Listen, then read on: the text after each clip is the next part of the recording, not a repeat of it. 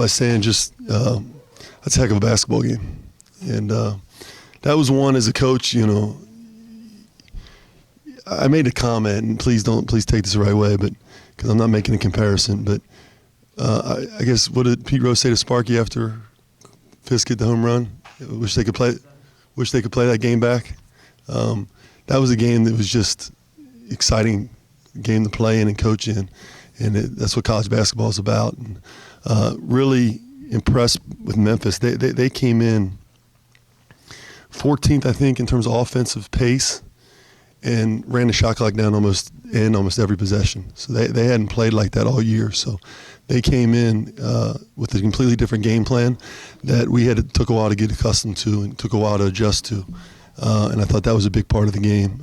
But you know, really appreciative of our fan base, kind of putting us over the edge there after being down 10 plus with 6 to go, I think, and then down 7 with 3 to go. You know, their energy really helped. You know, I thought each one of them, I think the statement for our team was every single player impacted the game tonight. Jeremiah, I mean, I could go down the list. Every player came in the game and impacted the game. And you know, that's hard to do sometimes when you don't play a lot or you don't have the minutes you want to have because I only got, 200 minutes to go around.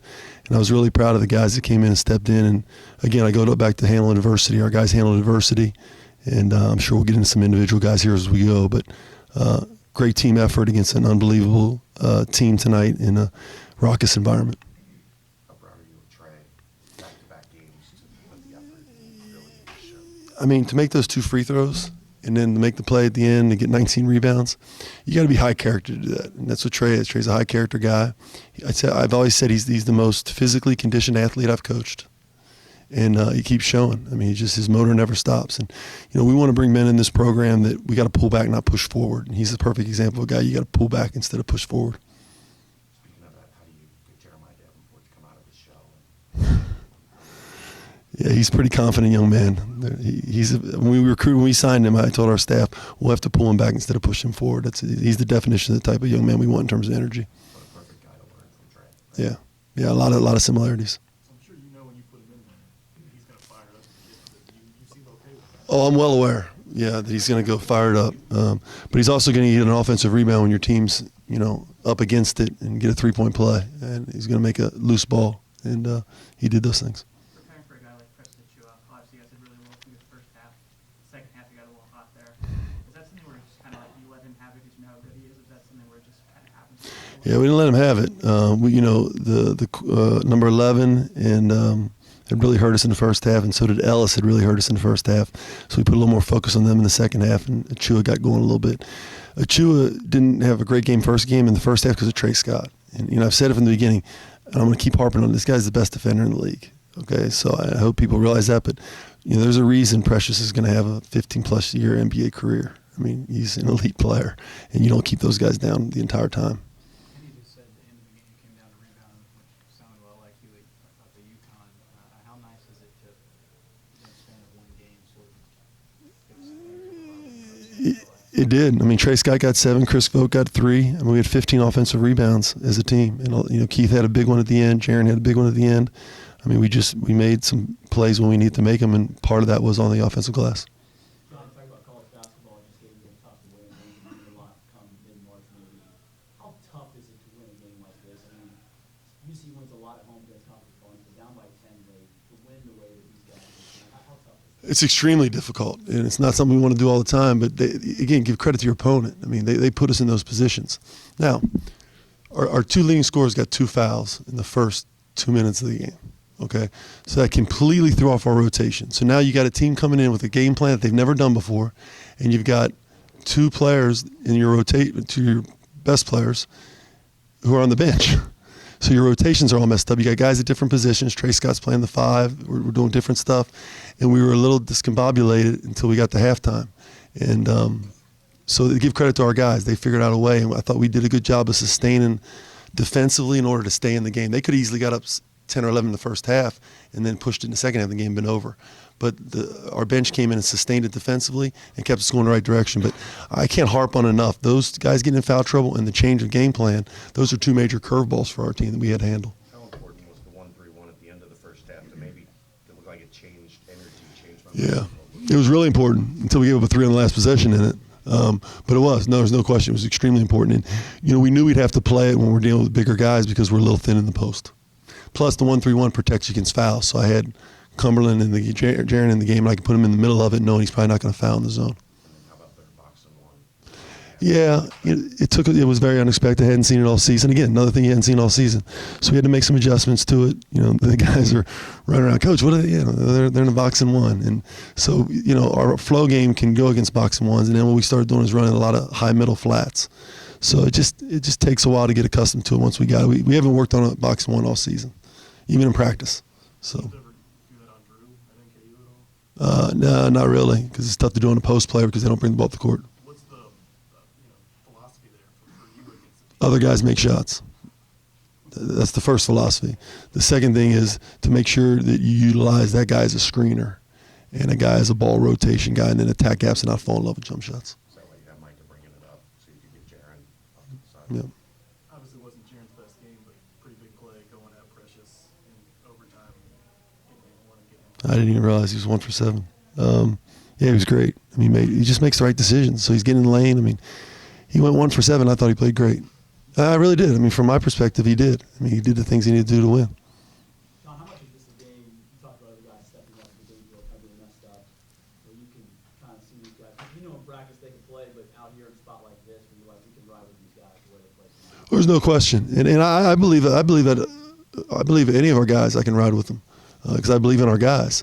I mean, Keith Williams, he didn't play necessarily great, and then I sat him for quite a bit of time, and he didn't put his head down. He didn't complain. He came out and he played awesome the last 3 minutes and had the big dunk and the big offensive rebound and a steal. I believe in all our guys, and the veteran guys are the ones that understand it the most, and they've been through it, and those are the guys we're going to ride. But, I have no problem with we had 2 freshmen on the floor in a nationally televised game that we had to have against Memphis, and we rode with them. So. You ever had a player like Keith who can score at the rim the way he does? Like, it's different than even just like a big guy. Yeah, I mean, he feels like a big guy at times. The way he finishes, I mean, his bounce is just tremendous, and now he's making free throws, and so he's a great finisher at the rim, and Jaron gets those guys the ball where they like it. Micah with the career high 14. How critical was he when you didn't have Jaron and Chris? He's plus 21 in a plus minus. I mean, tough kid. He's not a freshman. When it's mid-February, you're not a freshman anymore. He's logged a lot of minutes, and he understands what it takes. And I thought he was really, really good tonight. Is that maybe him looking to be a little more aggressive on offense finally, or was it the situation? I think it was situational a little bit. He was, the way they were playing, he was getting open shots, and I thought he felt it a little bit going. I think what you're referring to probably is the penetration. We haven't seen a lot of that penetration lately. We need to see more of that because, Trey Scott's going to get 20 and 25.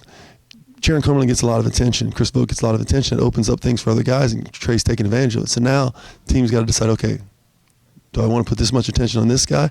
That's what happens when you have a balanced scoring attack. If you only have one guy, then everybody can load against you. If you have a balanced scoring, then you can win games like this because other guys can step up because they've done it throughout the season. You referenced those 2 free throws by Trey Moore. That possession got pretty wild. I don't even remember the possession. It was kind of going back and forth. Obviously, you had timeouts. You chose not to. Oh, yeah. That's because they were in the box and one. So I do remember it now. There's no place you can draw up against the box and one. So there was no way I was calling a timeout. If I would have called a timeout, they would have been happy I called a timeout because they would have been able to set the defense again.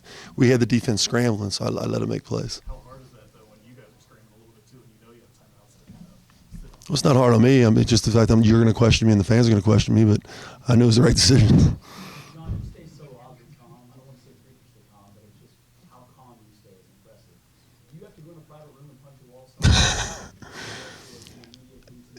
I'm a firm believer that when it's chaos is around you, the guys look over a lot, and when if there's a calmness there, then they can at least take something from that.